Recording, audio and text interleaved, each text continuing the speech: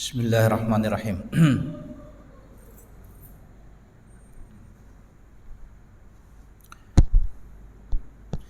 Assalamualaikum warahmatullahi wabarakatuh.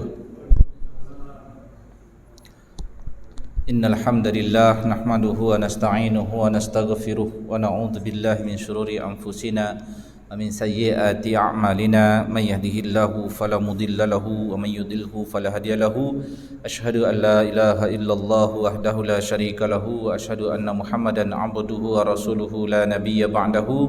Allahumma salli wa sallim wa barik ala nabiyyina Muhammadin wa ala alihi washabihi man walahu amma ba'du.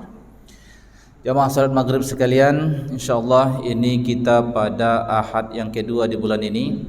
Topik kita setiap ahad kedua itu adalah kajian tadabbur ayat Al-Quran dari surah An-Nisa.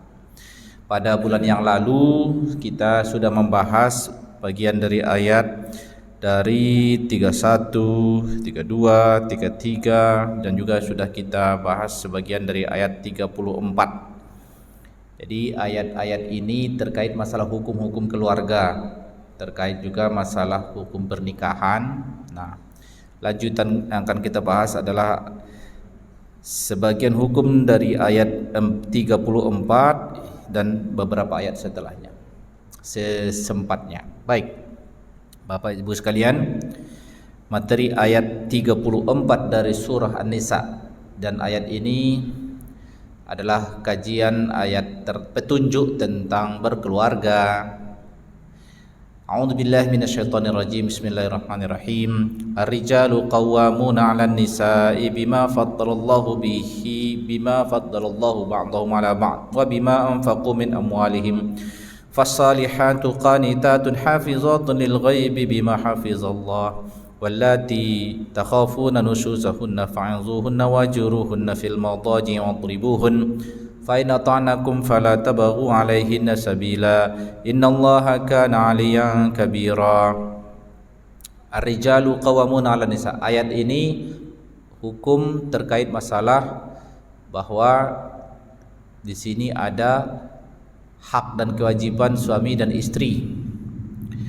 Ayat ini diterjemahkan para laki-laki, dalam konteks ayat ini bisa dimaknai para suami. Jadi bisa dimakna khusus para suami yang beristri. Ya, mereka adalah qawwamuna 'alan nisa. Jadi tema ayat ini qawamah. Qawamah ini berarti hak bagi laki-laki, hak bagi suami sebagai qawamah, itu hak. Akibat qawamah ini antara lain ya diterjemahkan pemimpin, ketua, pengambil keputusan yang diikuti kebijakannya, keputusannya dalam rumah tangga di hadapan istrinya. Jadi An-Nisa di situ istrinya, bukan istri orang, istrinya. Jadi dia qawamah. Jadi qawamah saya itu ke istri saya, ke istri orang itu urusan suaminya. Ayat ini memang ayat rumah tangga, tidak nanti digeneralisir kepada tema-tema yang misalnya begini. Bisa nggak ayat ini dijadikan sebagai ayat general dalam konteks misalnya kalau di kantor itu kepala stafnya perempuan, misalnya gimana? Ayatnya ini padahal laki-laki. Nah, ayat ini ayat tema perempuan. Ayat ini tema perempuan di sini adalah tema keluarga. Dari mana indikasinya? Oh, karena ayat ini mengatakan, ayat itu belum titik cuma ar-rijalu qawwamun 'alan nisa. Ada lanjutannya lagi, bima faddalallahu bi ba'dhum 'ala ba'din wa bima anfaqu min amwalihim. Itu pertama karena faktor kelebihan yang Allah berikan bagi para laki-laki di atas perempuan, itu fitrah. Tapi yang kedua itu faktor kasab, yaitu karena laki-laki lah yang menafkahi istri. Jadi ayat itu ayat keluarga sebenarnya. Nah, makanya hukum fikih yang diakibatkan ayat ini antara lain apabila si suami gagal menafkahi maka hilang qawamahnya. Apabila suami gagal menafkahi hilang qawamahnya. Hilang qawamah itu ya sudah ada hak hakim untuk memutus pernikahannya dengan istrinya itu. Hilang qawamah itu, hilang kemampuan untuk menafkahi itu karena faktor apa? Ya mungkin suaminya di penjara, atau mungkin suaminya sakit, tidak berkesanggupan, maka ya nggak dosa juga istrinya minta cerai, karena hilang qawamahnya. Jadi qawamah di situ dihubungkan dengan bima, itu dengan sababiyah. Jadi dihubungkan qawamah itu dua faktor. Satu faktor fitrah, karena memang laki-laki secara rata-rata diciptakan oleh Allah dilebihkan dibanding perempuan dalam hal, ya biasanya di tafsir itu sebutkan akalnya, meskipun banyak juga laki-laki bodoh dibanding perempuan, laki-laki lebih bodoh dari perempuan, ada juga kadang satu-satu kasus kan. Ya, tapi secara umum ya, secara ototnya, tenaganya betul, bertenaga dia betul. Tapi kalau ada satu juga kadang ada juga perempuan binaraga hebat, itu bukan rata-rata. Jadi jangan yang aneh-aneh, yang langka-langka dijadikan sebagai patokan, enggak. Pada umumnya saja. Nah, tapi itu faktor fitrah itu. Ini yang dalam usaha manusia itu nafkah, ya, dalam hal nafkah. Maka bisa dicabut hak dia sebagai qawamah apabila dia gagal atau tidak mampu menafkahi. Atau karena tidak menafkahi, dia mampu tapi nggak mau menafkahi, cabut juga. Ya kan? Jadi kalau ada valid, seorang perempuan datang ke pengadilan agama mendaftarkan gugat cerai dan ada faktanya, dia bilang suamiku tidak menafkahiku, nggak ada buktinya, ada saksinya, dipanggil suaminya, benar, ya udah, kau maunya apa? Cerai. Sudah, gampangnya bagi hakim itu kalau udah kayak gitu, udah cukup alasan kan? Yang agak sulit bagi hakim itu apa? Nafkah jalan, tindakan kekerasan tak ada. Kenapa kau cerai? Aku udah bosan sama suami. Susah tuh. Kalau gitu susah tuh. Nggak ada alasan hakim untuk mencabut akad nikah itu. Jadi qawamah ini salah satunya dihubungkan dengan nafkah. Ya, nafkah itu pun ada ukurannya. Nggak asal nafkah nafkah ini tercukupi atas dasar ukuran siapa? Apakah menurut istrinya atau menurut mertuanya atau menurut suaminya? Siapa yang menentukan ukuran nafkah itu? Ukuran nafkah itu ukuran general. Artinya ada aturannya. Jadi dari mazhab, dari ulama-ulama kita dahulu pun sudah dirinci itu. Apa saja yang masuk nafkah wajib itu kan? Kanan. Kalau makanan berapa ukurannya? Kalau pakaian berapa ukurannya? Kalau tempat tinggal berapa ukurannya? Kalau enggak ada ukurannya repot kita. Setiap orang bersengketa, menurut aku belum dinafkahinya, menurut suami, sudahlah segitu. Enggak mau. Jadi harus ada standarnya. Nah, standarnya itulah yang dihubungkan dengan standar garis kesejahteraan. Standar garis sejahtera. Antar negara pasti beda, antar wilayah di Indonesia juga bisa beda-beda. Di Jogja dengan di Papua beda, gitu kan? Di Bogor dan di Aceh beda. Jadi kembalikan ke standar sejahtera. Standar sejahtera itu arti kalau di bawah garis sejahtera berarti tidak memenuhi. Untungnya standar garis sejahtera itu murah, ya. Indonesia sudah menyebut warganya sejahtera jika penghasilannya di atas 500.000 per kepala per bulan. Nah, itu lebih susah lagi nanti perempuan kalau menuntut cerai kan. Udah nyetor berapa nafkah disetor? Setornya 1 juta cuma sebulan katanya. Susahnya hidup pakai itu sebenarnya, cuma karena negara melindunginya itu sudah sejahtera. Gimana itu? Nah, kalau misalnya ibu-ibu enggak setuju, protes negara. Kami enggak setuju, angka sejahtera dipatok segitu, naikkan gitu. Biar kita cari pula tambahannya. Tapi bagaimana begitu standar garis sejahtera. Di bawah itu bahkan disebut miskin. Sebenarnya yang ku bikin 500.000 itu kayaknya udah ku tambahin deh dari standar yang ada di BPS. Kalau BPSK-nya nggak nyampe 500.000. Kalau dengan standar internasional $2 per hari kali 30, $60 kali 15.000. Hitunglah berapa? 15.000 kali mana kalkulator? Nih. 15.500 sekarang ya kali $60, 930. Padahal standar kesejahteraan kita di Indonesia itu harus dikurangi 30% dari standar internasional. Ya, dikurangi berapa? 30%. Aku tawar dikit lah, 25%. Jadi 697. Kenapa 700.000? Itulah standar. Kenapa dikurangi sekian persen? Karena skala $2 di kita dengan $2 di Amerika beda, dapat daya belinya maksudnya. Untuk urusan makan, kalau $2 di Amerika itu pas-pasan. Kalau di kita segitu udah di atas sejahtera. Jadi udah aku kasih toleransi itu 697.500. Oh, genapin ke atas 700.000 per kepala. Di bawah itu miskin. Jadi kalau seorang suami menafkahi istrinya udah nyetor 800.000, kurangnya nih kata istrinya. Kurang sih memang, tapi standar negara bilang itu sudah. Oh, itu komponennya apa aja? Yang pasti di situ tidak ada cicilan motor, tidak ada kosmetik, tidak ada sabun apa namanya? Sabun pembersih muka, enggak. Itu yang komponennya apa aja itu? Ya makan, kecukupan gizi, kira-kira dia sudah memenuhi standar gizi sehat.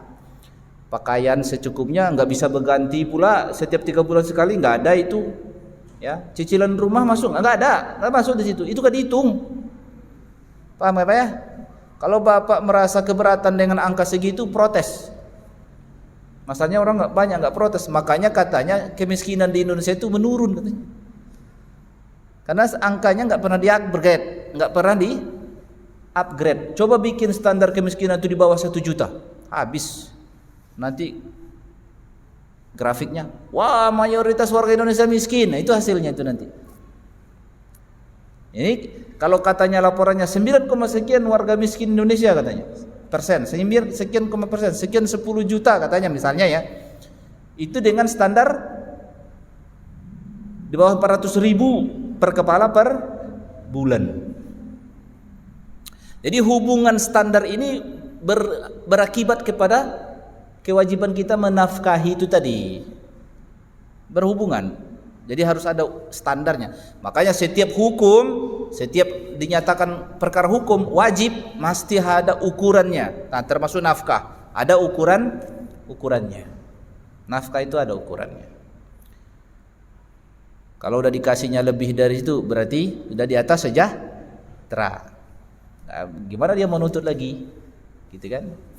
Harus cari pasal lain. Kalau nggak ridho kau sama suami kau nih, carilah pasal.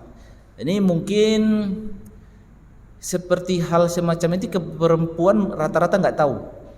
Jadi dia menurut perasaan suaminya menafkahi itu atau enggak. Jadi ukurannya ukuran subjektif masing-masing aja. Nah, kadang perempuan itu mengira kalau menafkahi itu semua gaji suami harus disetor ke dia semua. Kayak gitu pula, ada pula pikiran sebagian perempuan kayak gitu kan. Atau dia megang kartu ATM-nya. Kayak gitu.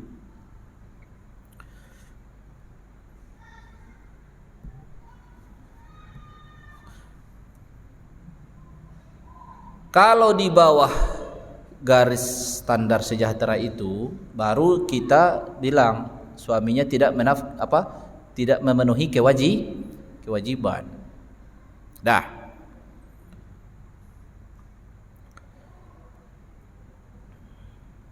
IPB, Institut Pertanian Bogor itu pernah membuat penelitian angka kecukupan sejahtera dari aspek gizi ya, maksudnya ketercukupan gizi saja ini.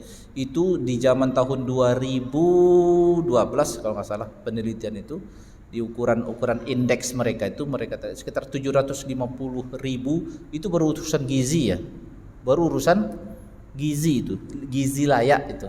Artinya anak ini udah nggak stunting kalau dia punya istrinya itu insya Allah tumbuhnya sehat lah, terpenuhilah kebutuhan gizinya segitu. Itu yang 750.000 itu nggak masuk cicilan motor, ya, nggak masuk bayar PAM, bayar listrik, belum itu. Itu baru urusan kepantasan gizi, jauhnya Pak. Jadi benar-benar angka kemiskinan kita itu zolim menurut pemahaman saya bilang zolim itu. Ya.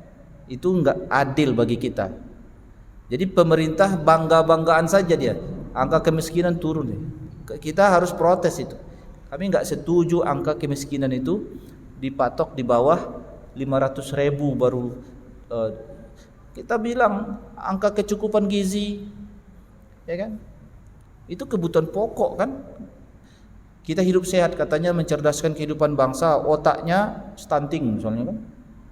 Pertumbuhan otaknya nggak kuat belajar, malas, daya tahan, kayaknya berhubungan dengan gizi kok itu. Nah, jadi itulah tugas para wakil rakyat yang lagi banyak masang-masang wajah di itulah tugas mereka itu. Ada misi mereka, jangan cuma tebar-tebar pesona doang. Jadi ada misi dia. Kalau dia mau jadi anggota DPR misalnya pusat, ini misi dia ini. Dia harus naikkan itu standar angka kebutuhan ini menurut supaya adil gitu. Jangan nanti saya sebagai presiden saya bilang saya berhasil menurunkan angka kemiskinan. Jangan percaya sebelum tahu apa garisnya. Jangan percaya gitu. Sama kayak hasil survei atau hasil statistik, jangan pernah percaya hasil statistik kalau tidak tahu sampel dan cara mengambilnya. Ya, itu penting itu. Jangan pernah percaya hasil statistik. Bukan cuma survei doang, hasil statistik kalau tidak tahu cara mengambil sampel dan populasinya. Gitu. Jadi kita ini sering disodorin angka-angka statistik sekian. Baik. Itu hak suami, maka hak dia sebagai qawwamah itu di situ. Maka hak-hak suami terkait masalah pernikahan antara lain hak menceraikan. Nah, itulah. Itu hak menceraikan itu bagi suami. Enggak ada hak istri, enggak ada. Enggak ada hak istri untuk menceraikan. Adanya hak dia menggugat cerai saja. Ada yang menuntut ke pengadilan. Itu pun harus disertai alasan syar'i gitu. Kalau enggak hakim enggak punya daya upaya juga. Ya kan? Paling nanti nego deh. Gimana istri kau udah enggak mau sama kau lagi? Alasan juga memutuskan pernikahan ini tak ada. Nah, tergantung kaunya lagi. Kalau kau baik hati sama istri kau ini kau ceraikan. Kalau enggak, ya udah, enggak ada hak dia. Itulah. Karena ada juga sebagian kasus enggak mau suaminya, enggak dapat pasal, gitu kan? Enggak dapat pasal. Istrinya juga mengajukan gugatan enggak cukup argumen, susah. Akhirnya mereka pisah ranjang, pisah rumah. Akhirnya yang sana nikah, yang ini nikah juga. Itu nggak boleh kayak gitu kan? Nggak boleh. Belum ada cerai, gitu. Nah makanya seketika itu sudah. Nah ini juga harus dipahami ya dalam ketika anak-anak muda sekarang kan mereka nggak tahu tuh filosofi pernikahan dalam Islam. Filosofi pernikahan dalam Islam itu adalah antara suami dan istri tidak dimaknai setara ya. Khusus kasus pernikahan itu enggak dimaknai setara. Kalau mereka kebanyakan nonton film, sinetron apa segala macam, misalnya ada drama-drama perceraian di Eropa dan kalau di sana memahami pernikahan itu antara suami dan istri itu dipahami setara di hadapan hukum. Maksudnya, kalau di syariah kita enggak. Perempuan itu dilindungi, laki-laki melindungi. Itulah makna wali itu. Jadi perempuan tidak sah menikahkan dirinya. Itu filosofi hukum kita. Kalau di barat kan setara mereka itu. Apakah kamu bersedia menjadi istrinya? I do, gitu kan. Kayak gitu. Jadi pihak yang berakad itu antara suami dan istri. Pendeta atau pemuka agama di situ hanya semacam merestui sebagai wakil Tuhan. Oke, atas nama Tuhan Roh Kudus maka aku nyatakan hubungan kalian ini, dan gitu. Itu udah disesuaikan dengan hukum modern mereka. Sebenarnya kalau di hukum Taurat dan Injil juga tidak setara sih seharusnya, tapi itu udah dimodifikasi lah, menyesuaikan lah. Kalau kita enggak, perempuan tidak menikahkan dirinya. Jadi yang melakukan akad nikah itu antara suami dan wali. Wali itu kuasa hukum bahasa harfiahnya. Jadi untuk kasus nikah ya, untuk kasus nikah, kalau urusan transaksi jual beli, sewa menyewa, transaksi yang lain perempuan sama saja dengan laki-laki, nggak ada masalah. Untuk kasus nikah ini itu aturannya Allah tidak ngasih hak kepada perempuan untuk menikahkan dirinya. Dah itu. Jadi siapa yang menikahkannya? Walinya. Yalah. Kalau walinya nggak mau gimana? Ada perkelahian, ada kecekcokan antara seorang perempuan dan bapaknya. Gimana itu? Minta ke hakim, itu solusinya. Jadi nggak bisa langsung pindah ke abangnya atau pamannya, enggak, atau ke kakeknya, nggak bisa. Harus minta kenapa ke hakim? Karena dia tidak bisa menikahkan dirinya. Hakimlah yang bisa mengambil hak itu dari bapaknya. Nah itu prosesnya ikut lagi. Pengadilan pertama, sidang 1, sidang 2, sidang 3, biasanya keputusan gitu prosesnya. Panggil bapaknya, panggil anaknya, tanya, periksa, gimana, kenapa kau tak mau menikahkan anakmu? Aku kesal sama anakku. Udahlah, ini hak dia, kau kasihlah hak dia. Gak mau aku hakim. Ya udah, berarti kau wali adol. Wali adol itu artinya seorang wali yang tidak memberikan hak yang harus dilindunginya, tidak dikasihnya. Hanya itu namanya orang yang berlebihan menggunakan hak. Seorang bapak mentang-mentang dia yang punya hak, nggak boleh kita. Seorang bapak juga begitu, nggak boleh, zolim dia. Ya, anak perempuan itu berhak untuk dinikahkan kan. Kalau dia nggak mengasihinya, dicabut sama hakim. Kalau kayak gitu keluar vonis, maka hak perwalian anak perempuan ini dicabut oleh hakim, akan dinikahkan oleh hakim. Dah, bawalah surat ini, laporlah, daftar ke KUA. Nanti datang penghululah yang akan menyatakan akad nikah itu. Urusan-urusan hak ini ya, jadi harus dipahami oleh masyarakat. Jadi anak-anak muda kita itu harus dipahamkan dalam pernikahan itu filosofinya laki-laki melindungi, perempuan dilindungi. Dilindungi ya, dilindungi itu bagus juga. Dilindungi bukan hina ya, namanya dilindungi kok. Bukan jadi wah kesannya enggak setara, enggak. Kamu posisinya dilindungi, bukan untuk kasus nikah itu. Gitu. Dilindungi. Udah baiklah Tuhan itu sama kita. Ya kan? Posisinya perempuan itu dilindungi, bukan melindungi. Udah baiklah. Nah, sebagai kompensasi perlindungan hak perempuan itu, maka kan dilindungi haknya, dilindungi nafkahnya, dilindungi keamanannya, semua suaminya, maka timbal baliknya Allah kasih kewajiban kepada istrinya. Fassalihatu qanitatun hafizatun lil ghaibi bima hafizallah. Maka istri yang solehah itu ya artinya perempuan kalau sudah jadi istri sebagai muslimah, dia pengikut Nabi Muhammad, inilah kewajiban dia, menjadi istri yang patuh kepada suaminya dalam kepatuhan kepada Allah dan Rasulnya. Jadi bukan kepatuhan terpisah kepada, jadi kepatuhan istri kepada suami itu dalam rangka kepatuhan kepada Allah, bukan kepatuhan paralel gitu, enggak. Kamu Allah patuh sama suami patuh, enggak begitu. Kepatuhan istri kepada suami itu dalam rangka kepatuhan kepada Allah. Jadi kalau misalnya siapa yang menyuruh istri patuh sama suami? Allah. Wah, bukan karena suaminya punya hak kepatuhan sendiri, enggak. Jadi kepatuhan kita itu semua akhirnya sama kepada Allah dan Rasulnya.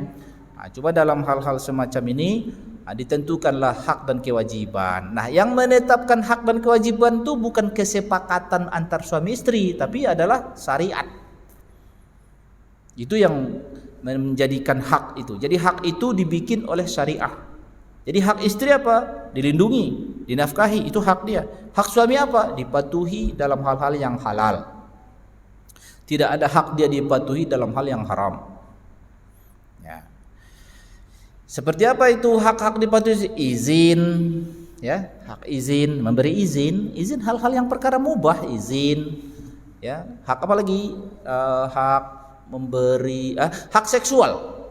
Oh iya, hak seksual. Jadi hak seksual itu ada pada suami, bukan kewajiban pada suami. Urusan seksual. Jadi kalau nafkah kewajiban bagi suami, hak bagi istri.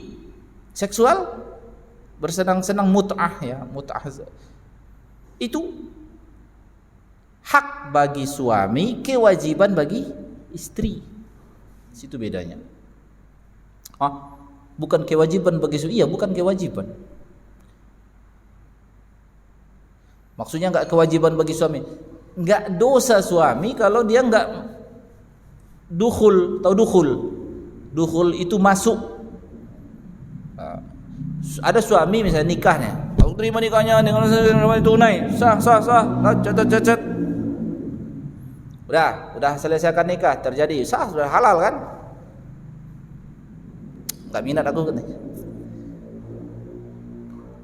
Salah nih. Bukan dia yang seharusnya. Ini aku dijodohin enggak cocok nih. Enggak disentuh-sentuhnya. Ya kan? Makanya ada ayatnya, wala junaha alaikum, tidak dosa atas kalian in talaqtumun nisa malam tamassun. Tak dosa bagi suami kalau dia menceraikan istrinya belum didukhul. Narasi tidak dosa bagi suami menceraikan istrinya walaupun belum didukhul. Narasi ayat itulah menjadi dalil bahwa melakukan hubungan intim bagi suami itu bukan kewajiban. Tapi kalau suaminya mau melakukan hubungan intim, maka kewajibannya ada pada siapa? Istri, bukan bagi suami. Bedakan di situ filosofi hukum kita. Jadi kalau istri wajib dalam keadaan mungkin, ya, dalam keadaan dia bisa, ya, mampu. Maka lain cerita kalau dia haid, itu haram kan? Lain cerita dia tidak mampu dan lain. Tapi hak dalam keadaan mampu itu kewajiban bagi istri, hak bagi suami. Jadi enggak dosa. Makanya karena itu bukan kewajiban, enggak ada ukurannya bagi suami kan. Apa ukur? Kan setiap kewajiban itu kan ada ukurannya. Setiap kewajiban ada ukurannya. Jadi kalau dibilang nanti kewajiban bagi suami, ukurannya berapa kali seminggu kan repot Bapak.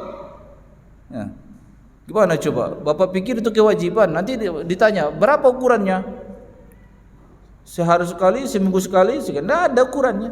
Karena itu bukan kewajiban bagi suami. Tapi kalau suaminya meminta, maka itu hak dia. Kalau dia minta istrinya, maka kewajiban di pihak istrinya.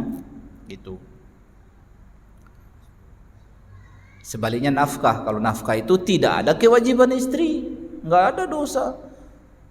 Walaupun mereka sepakat tadinya istri bekerja, suami bekerja, lalu istrinya aku nggak mau kerja lagi katanya, nggak dosa dia. Apa pula kewajiban dia? Ya kan? Nggak ada kewajiban dia di situ. Ini pemahaman yang semacam ini dijelaskan ke anak-anak, ya, supaya mereka kalau menjelang menikah tahu hukumnya. Anak perempuan khususnya, ya, tahu dia hak dia. Orang yang punya hak ini pun jangan berlebihan menggunakan hak, itu aja. Jadi kewajiban istri itu patuh, menjaga hak-hak suaminya, hafizatun lil ghaib, pada saat suaminya tidak bersamanya, dijaganya dia jaga dirinya, itu kewajiban dia. Suaminya pergi ke luar kota, dinas di luar kota, bahkan di luar negeri sekian bulan enggak pulang-pulang. Kewajiban dia jaga dia, maksudnya menjaganya apa? Bahwa dia itu istri gitu, bukan hanya sekedar perempuan, tapi dia istri, ada ikatan dengan laki-laki lain. Jadi harus dijaganya karena Allah telah memelihara haknya dalam pernikahan itu. Kalau seandainya ayat berikutnya wallati takhafuna nusuzahunna, kalau seandainya ada perempuan kalian lihat ada gejala-gejala nusuz, artinya perempuan tidak menunaikan kewajibannya, pergi aja enggak minta izin. Diarahkan oleh suaminya enggak nurut. Nusuz nih. Dengan kondisi ingat, dengan kondisi bahwa suaminya sudah menafkahinya. Itu maksudnya. Ini kalau suaminya enggak menafkahi juga, istrinya ya kan hak dan kewajiban berimbang ya, harus berimbang. Ya, suaminya enggak nafkahi, tapi requestnya banyak, misalnya ada alasan istri itu nusuz, berarti ini enggak, suaminya sudah menafkahi, istrinya main sendiri aja, itu nusuz. Maka tugas laki-laki diamanahkan oleh ayat ini supaya izuhunna, kasih mau'izah. Jadi ustadz dulu, kasih ceramah dulu, kasih tausiah dulu, yang baik-baiklah, yang kira-kira nasihat yang berterimalah. Ud'u ila sabila rabbika bil hikmati wal mau'izatil hasanah, ajaklah, jangan dikata-katain pula yang kasar, makin enggak mempan nanti nasihat tuh. Kasih nasihat dulu, petunjuknya begitu. Dinasihati enggak mempan, masih ada harapan lah, orang-orang kan berubah ya. Tahap keduanya wahjuruhunna, hijrah. Hijrah itu maksudnya hijrahkan mereka, maksudnya asingkan. Asingkan di mana? Fil madaji, diranjang. Asingkan dia diranjang, maksudnya itu bahasa majaz. Bahasa majaz maksudnya apa? Kalaupun kau nafsu sama dia, jaga jarak dulu. Itu aja. Segitunya pengorbanan pula laki-laki jadinya, iya. Karena belum ada niat menceraikannya, masih ada harapan dia mungkin berubah. Ya udah, wahjurun. Jadi sering dimaknai ini pisah ranjang katanya. Enggak harus pisah ranjang. Kau ranjang kau sana, aku ranjang kau sini. Aku kamar kau di sana, kamar kau di sini. Masyarakat ini mengamalkan pisah ranjang ini udah pisah rumah. Pengamalan ini seharusnya enggak gitu. Kalian tetap serumah. Kau nafkahi dia. Cuma ada hasrat seksual kau tahan dulu. Jangan sabarlah dulu. Nampakkan bahwa kau tak minat dia. Supaya jadi shock terapi buat dia. Memang itu yang dia mau. Berarti dia mau cerai sama kau. Enggak usah perlu langkah ketiga. Karena langkah ketiga ini wadribuhunna, lakukan tindakan fisik. Itu enggak usah sampai ke situ. Ngapain? Kalau memang dia tak mau, ya ngapain? Sudah. Jangan digebukin. Tapi kan diberi hak bagi suami ini berarti. Wadribuhun. Iya, ayat ini ada asbabun nuzulnya, memang betul. Seorang perempuan dinikahkan. Setelah dinikahkan, dapatlah kekerasan di rumah tangga, ditampar sama suaminya. Lapor anak perempuan ini ke bapaknya. Ya, ditamparnya aku. Lapor bapaknya ke Nabi Muhammad. Tamparnya balik, tampar balik kata Rasul. Belum lagi pamit bapak nih, datang malaikat Jibril, diberitakan ayat ini, turunlah ayat ini. Inilah histori ayatnya. Lalu dipakai bapak-bapak di sini enggak jadi. Enggak ada kisos. Memang Allah kasih hak bagi suaminya menamparnya. Gitu ya? Ya sudahlah. Selesai. Habis itu tersiarlah pula ayat nih kan. Namanya setiap ayat kan harus disiarkan. Tersiarlah ya. Bagus lah ini katanya. Pada nampar-nampar binilah orang-orang di Madinah tuh. Pada mengadulah istri-istri ini. Ya Rasulullah, suami kami pada nampar nih, gimana ini? Apa kata Rasul? Orang yang menampar istrinya itu bukanlah suami yang terbaik, bukanlah suami yang baik. Itu maksudnya. Jadi itu kategori berlebihan menggunakan hak. Jadi Nabi juga enggak merestui itu. Gitu kan? Maka datang lagi kata Rasul, sebaik-baik kalian adalah yang paling baik sama istrinya, dan aku adalah yang paling baik sama istrinya. Gitu. Jadi bukanlah berarti ada ayat ini, wah kesempatan nih kita manfaatkan hak nih. Enggak lah, itu kebaikan. Enggak ada ihsan di situ sebenarnya, cuma hak aja. Hak itu harus digunakan enggak sih? Merelakan hak itu ihsan. Kalau semua hak harus diminta, congok namanya. Cangok bahasa Minang ya. Rakus nih. Hak punya hakku nih. Justru yang baik itu merelakan hak. Ya udah, kalau kau memang tak mau diajarin, nggak mau diarahkan, nanti aku berangkat lagi ke pengadilan agama. Aku registrasilah, gugat cerai aja lah, selesailah rumah tangga ini udah. Nggak ada harapannya lagi. Fungsiku sebagai suami tak ada di mata kau, ya sudah, apa gunanya? Ya sudah, datanglah ke pengadilan agama. Bawa serius bapak pergi langsung ke pengadilan agama. Kadang berubah lagi itu. Oh serius pula suamiku ini pikirnya kan. Jangan cuma ngancam-ngancam doang. Kalau ngancam-ngancam doang, nggak ada itu. Ancam-ancam doangnya itu masih butuh dia sama aku. Enggak, datang ke pengadilan agama, masuk registrasi ya, nih kopinya nih, udah aku masukin katanya. Mikir lagi dia itu. Segitulah kewajiban suami itu. Jadi bukan karena haknya menceraikan sebentar-sebentar bercerai, enggak gitu juga. Karena tadi qawwam itu termasuk membina, membimbing, mengarahkan. Jadi bukan menikmati doang. Ada arahan, ada tanggung jawab moral juga di situ gitu. Bukan hanya sekedar ini hakku, enggak dapat hakku ya cerai kita. Enggak begitu. Makanya tanggung jawabnya, tagihannya dari Allah ini besar. Fa in ata'nakum, kalau istri kalian itu udah taat kepada kalian, fala tabghu alaihinna sabila, jangan cari lagi celah untuk menyusahkan hidup mereka. Jadi teguran buat para suami nih, memang ada hak untuk dipatuhi, betul. Ada hak untuk didengarkan nasihatnya atau keputusannya.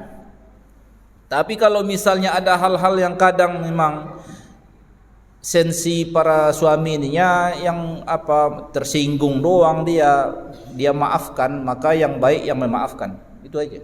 Yang baik adalah yang memaafkan. Jadi fastabiqul khairat, berlomba-lombalah kalian, bersainglah kalian untuk menjadi yang lebih baik di hadapan Allah maksudnya. Maka dalam hal nafkah tadi pun jangan, ini bapak-bapak ini jangan nanti salah paham dari narasi saya ya. Ketika saya bilang standar minimal nafkah itu ya standar sejahtera. Setelah kita hitung dengan standar internasional pun dapatnya 700.000 misalnya. Jangan nanti pulang dari pengajian nih bilang sama istri, ternyata selama ini aku udah banyak ngasih, mulai besok aku kasih 1 juta sebulan doang katanya, per kepala. Jadi kalau mereka berempat di rumah itu, dia 1 juta, istri 1 juta, anaknya 2, 4 juta misalnya ya. Padahal penghasilan dia ada 20 juta. Masih banyak sisanya enggak? Masih banyak. Nah terus seandainya dia bikin, aku penghasilan 20 juta. Karena kemarin Ustadz Edi di Masjid Telaga Kahuripan, dia bilang karena kewajiban kita ada ukurannya, standar minimalnya sekian katanya. Ini 1 juta aja lah aku sakit. Padahal duit dia 20 juta. Bilang pelit dia. Dan pelit itu dosa. Maksudnya kenapa pelit? Tapi sudah memenuhi standar. Kamu memenuhi standar minimal tapi tidak memenuhi standar kepantasan. Dari mana datang kepantasan itu? Karena ayat Al-Quran mengatakan kalian memberi makan istri kalian itu dari rata-rata kemampuan kalian, bukan karena berpegang pada angka minimal itu tadi. Ada lagi standar lain, kepantasannya. Kalau nggak pantas bilang cap, pelit, dan pelit itu dosa. Dikiranya ngasih istri itu cuma harta gratis, enggak lah, itu sedekah kok dinilai di sisi Allah ya, sedekah dinilainya. Terus nasihat juga bagi para istri misalnya, udah dikasih semua, udah dikasih semua gaji dapat istrinya, udah. Suaminya kurang romantis lah, agak kasar lah kata-katanya, langsung suamiku tak baik. Nah itu kita nasihati juga istrinya, betul, memang seharusnya suamimu nggak kayak gitu, tapi satu sisi dia sudah melebihkan nafkahmu lebih dari tagihannya. Kau disiapkannya rumah yang lebih dari cukup, kau bisa beli pakaian lebih dari seharusnya, makanan kau sudah. Nah, pantaslah kiranya kau tebus kekurangan suamimu dengan kelebihan-kelebihan yang sudah diberikannya. Itu kita bilang juga kepada para istri itu, jangan cuma dilihatnya suami yang ideal itu begini, kata Rasul begini, kata Rasul begini. Iya, betul. Tapi jangan kau lihat bahwa sisi kewajibannya sudah dia lakukan lebih. Ya, nafkah kalau seandainya dia mau hitung-hitungan, kasih ya 1 juta aja. Menjerit kau. Untungnya suami kau nggak tahu selama ini. Coba kalau dia tahu, naik bargaining power dia, daya tawar dia kan. Nah itu ya. Alhamdulillah alamin. Sampai di sini dulu. Jadi ayat 34. Masih ada waktu nih. Akhir ayat itu memberitakan bahwa warning kepada kita, jangan berlebihan menggunakan hak. Kalau kalian sampai zolim, maka awas, Allah lebih tinggi dari kalian. Innallaha kana aliyan kabira. Allah lebih tinggi. Jadi warning, Allah Maha tinggi, lebih besar. Maksudnya kalian itu jangan gara-gara dikasih hak begini lalu kalian semena-mena terhadap istri. Allah Maha tinggi, Allah Maha agung di hadapan kalian. Maksudnya bisa Allah menghukum kalian karena gara zolim terhadap pasangan kalian. Masih ada waktu 3 atau 4 menit lagi. Mungkin ada yang mau ditanyakan.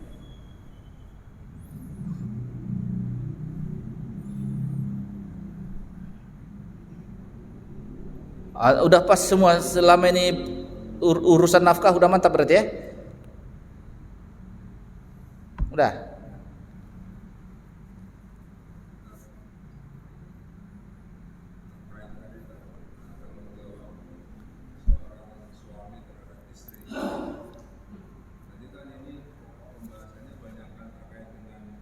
Hukum.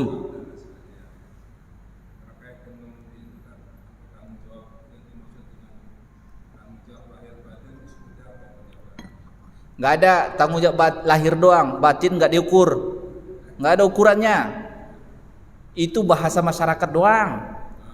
Nafkah lahir yang ada itu nafkah lahir doang. Nafkah batin itu bahasa majas doang, nggak ada ukurannya nafkah batin itu. Apa pula ngukurnya itu?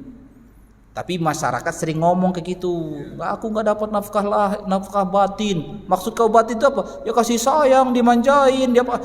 Nggak ada itu, nggak ada ukurannya. Tapi memang tagihannya jelas, berbuat ihsan, ya. Itu wajib secara general itu ya. Wa'ashiruhunna bil ma'ruf, perlakukan istri kalian dengan baik. Itu. Tapi kalau batin itu enggak ada ukurannya. Yang hukum itu menjangkau yang terukur saja. Ya. Urusan perasaan, bisa enggak orang nikah dia enggak mencintai istrinya? Bisa, hatinya kayak perempuan lain. Ya enggak dosa dia. Urusan hati siapa yang ngatur? Yang penting dia nggak melakukan pelanggaran karena perasaannya itu, nggak selingkuh dia tahan aja. Sebenarnya aku nggak cinta sama istriku ini, cuma ya karena udah nikah ya sudah, aku jalani kewajibanku, aku perlakukan dia dengan baik. Toh istriku paling menikah ini sampai mati doang, habis aku mati selesai nikah, selesai. Tapi dia lakukan dengan baik gitu kan, nggak perlu dia selingkuh juga. Paham maksudnya ya? Jadi udah dapat. Kalaupun masyarakat bilang nafkah lahir, nafkah batin, yang diukur itu hanya nafkah zahir. Zahir itu yang terukur. Kalau nafkah batin itu dihubungkan seksual kali Ustaz? Enggak ada kewajiban. Udah kita jelaskan tadi, enggak ada kewajiban seksual bagi suami. Ya. Gimana? Ulangi. Nggak dengar, bergema.